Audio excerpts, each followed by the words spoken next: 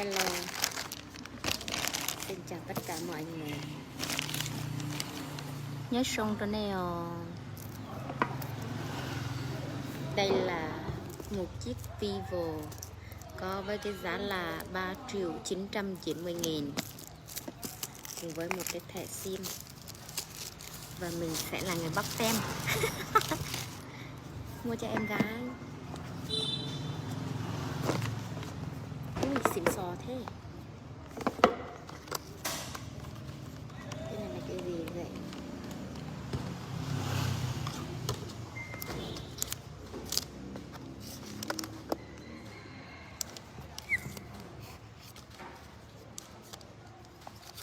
Đây là mình mua.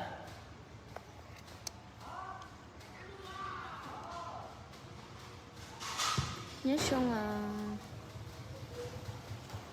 mua chiếc điện thoại này cho con em gái của mình.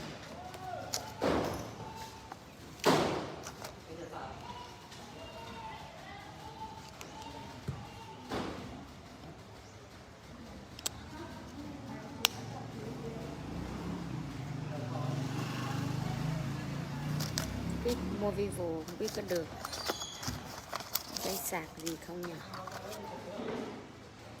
Vẫn có được dây sạc này.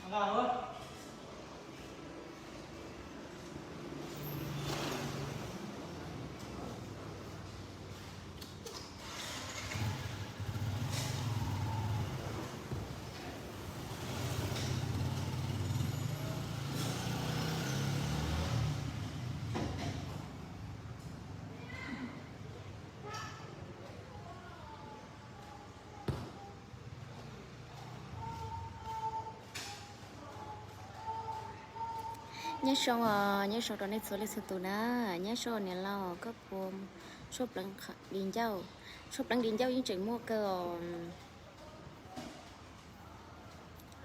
gì đấy chị mấy không có gì đâu.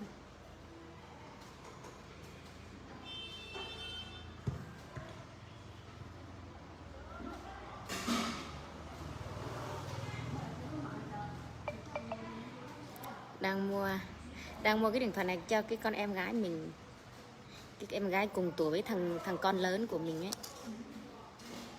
Đây xịn sò không trời ơi, 13 tuổi của chị mua cái nơi của đâu của tôi nhỉ luôn.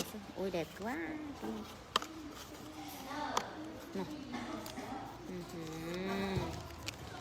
Ngàn bồ.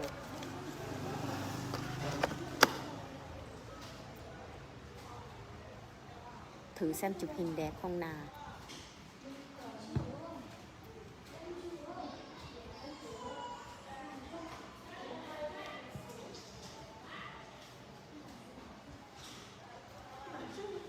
Chụp hình xấu thế.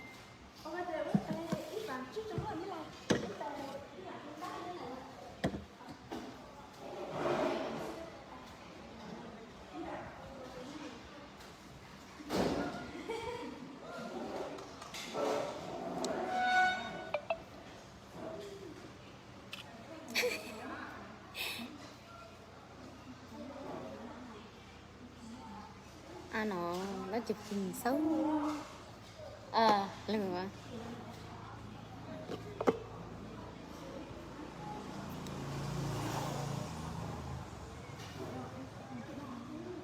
Có hết tất cả mọi những cái ứng dụng vào trong đây rồi. Stop chứ.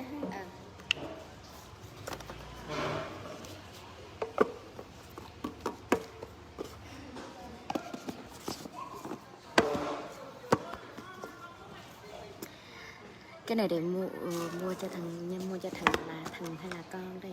Người ta tặng kèm một cái người ta sẽ tặng kèm một cái để mình lắp sim vào nhỉ.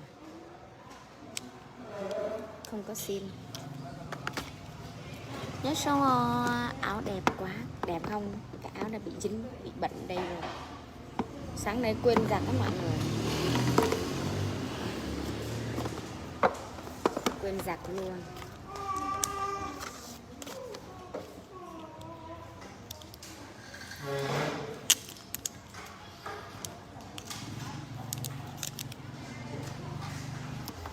Sẽ bỏ sim vào.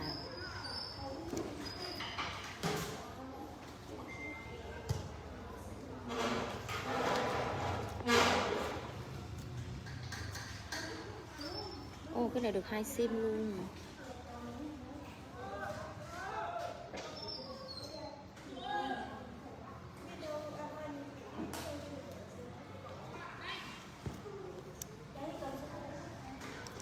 Nhớ xong à. Rồi. Anh nằm.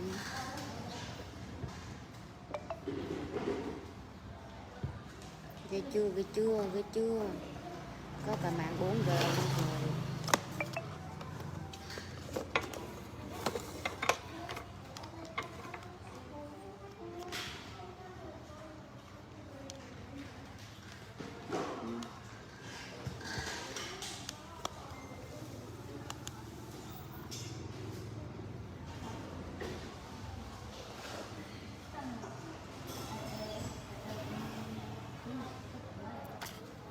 Mới mua cho đứa em gái mang về để lắp sim. Hôm qua mới mua một cái cho thằng con trai nhỏ, hôm nay lại mua thêm một cái cho cái con đứa em gái. Công nhận cũng được tặng đồ. Rồi nó xinh xắn ghê chưa.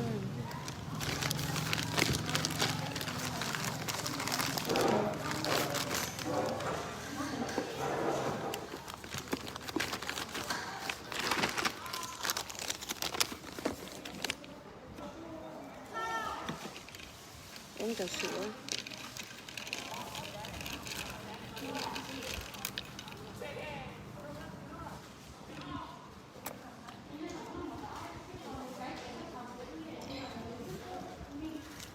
Cái này rẻ thôi, chị mua dai, cái này có 4 triệu à. 4 triệu thôi.